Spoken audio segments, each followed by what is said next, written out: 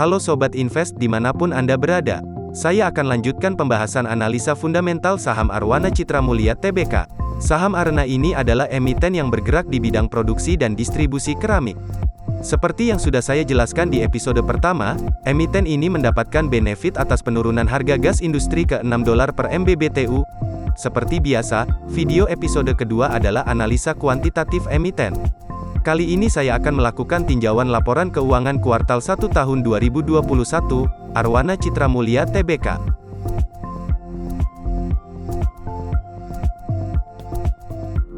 Di laporan posisi keuangan, kita bisa lihat, total aset Arena lebih dari 2,2 triliun. Ada kenaikan 231 miliar dari akhir tahun lalu. Indikasi awal yang bagus. Kita cermati akun-akun yang menarik di sisi aktiva. Kita lihat Arena mencatatkan saldo kas dan setara kas 570 miliar rupiah. Saldo kas terdiri atas denominasi rupiah, dolar Amerika Serikat dan dolar Hong Kong. Sementara itu, Arena juga menyimpan kas di bank, terdiri atas denominasi rupiah, euro Eropa, dan dolar Amerika Serikat. Untuk setara kas, Arwana menempatkan dana pada deposito berjangka dengan mata uang rupiah. Total dana yang ditempatkan di deposito berjangka per tanggal 31 Maret 2021 sejumlah 557 miliar rupiah. Sementara, komposisi saldo kas dan bank hanya sebesar 13,4 miliar rupiah.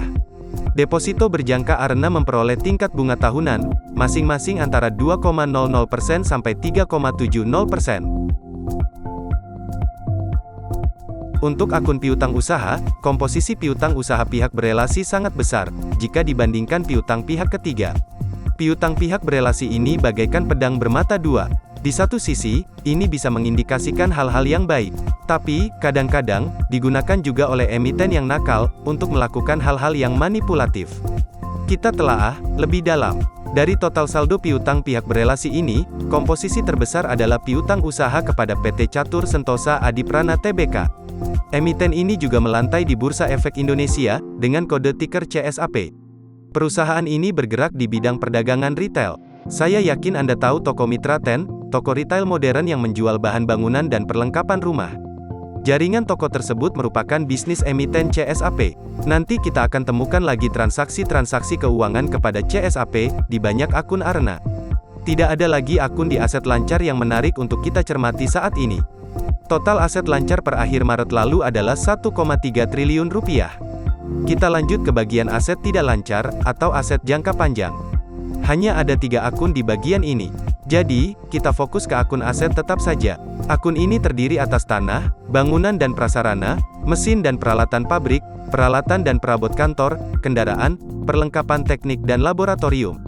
Perolehan aset tetap sepanjang 3 bulan ini mencapai 137 miliar rupiah. Padahal, periode yang sama tahun 2020 lalu, Arena hanya mengeluarkan dana perolehan aset tetap hanya 5,1 miliar rupiah. Kenaikan yang luar biasa. Penambahan aset tetap didominasi oleh komponen bangunan dan prasarana, serta komponen mesin dan peralatan pabrik.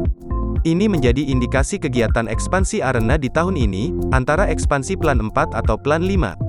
Dengan postur aset tetap seperti itu, maka total aset tidak lancar perseroan per akhir Maret ini adalah sebesar 846 miliar rupiah. Sehingga, total aset yang dicatatkan Arena adalah 2,2 triliun rupiah.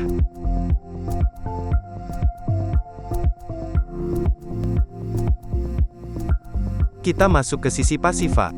Secara total, ada kenaikan 52,56% dibandingkan akhir tahun lalu. Akun pendongkrak kenaikan itu adalah beban akrual, yang sederhananya, merupakan saldo biaya yang belum dibayarkan. Ini karena per akhir Maret lalu, Arena telah menyiapkan dividen tahun 2020, untuk para pemegang saham, tapi belum direalisasikan. Seperti kita ketahui, dividen Arena dibagikan pada tanggal 6 April tahun 2021. Tidak ada hal lain yang menarik di sisi liabilitas. Kita masuk ke bagian ekuitas. Kita lihat di sini, saldo labanya menurun. Ini wajar, masih berhubungan dengan beban akrual yang saya jelaskan tadi. Ada dividen yang sudah diakui dan dicatat, tapi belum dibayarkan kepada pemegang saham.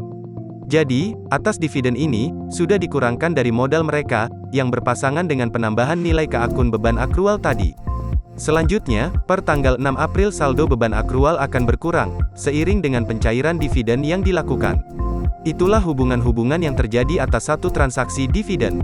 Semuanya terpampang di laporan keuangan. Kita hanya perlu menyusuri jalan ceritanya. Kita masuk ke laporan laba rugi. Ada kenaikan penjualan neto sebesar 17% dari periode yang sama tahun lalu. Total penjualan kepada PT Catur Sentosa Adiprana Tbk, pihak berelasi, yaitu lebih dari 459 miliar rupiah. Penjualan pihak berelasi ini, mencerminkan komposisi 69,37% dari jumlah penjualan neto konsolidasi. CSAP disebut sebagai pihak berelasi Arwana Citra Mulia. Alasannya adalah, CSAP dikendalikan oleh personil manajemen kunci, yang sama dengan PT Primagraha Keramindo, anak usaha Arena. Lanjut, laba kotor naik signifikan 43,55%. Arena tampak tidak goyah, sekalipun sedang berada dalam masa pandemi. Seperti yang saya jelaskan di video pertama, Arena selalu berupaya mengurangi biaya-biaya produksi utama. Ini menjadi indikasi yang bagus, tampaknya usaha perseroan cukup berhasil. Beban penjualan, ada kenaikan biaya 10,3%.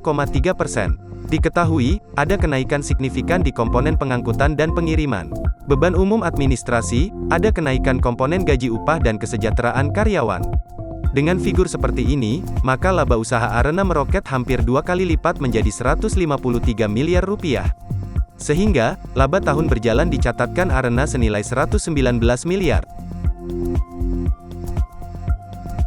Masuk ke laporan arus kas. Kita coba sandingkan laporan laba rugi dengan laporan arus kas operasi. Kita sandingkan akun penjualan, dengan komponen penerimaan kas pelanggan, beban-beban usaha dan produksi, dengan komponen pembayaran kas. Hitung secara kasar saja, jika kita yakin di setiap periode gap-nya tidak terlalu tinggi, maka kita bisa nilai pelaporan emiten masih wajar. Biasanya emiten yang nakal, bisa diketahui dari gap laba rugi, dengan arus kasnya yang semakin jomplang. Misalnya, mencatatkan penjualan yang luar biasa, tapi tidak pernah ada kas masuk. Apalagi jika itu terjadi setiap periode pelaporan. Anda perlu berhati-hati dengan kelakuan emiten semacam itu. Sekian video tinjauan laporan keuangan Arwana Citra Mulia dari saya.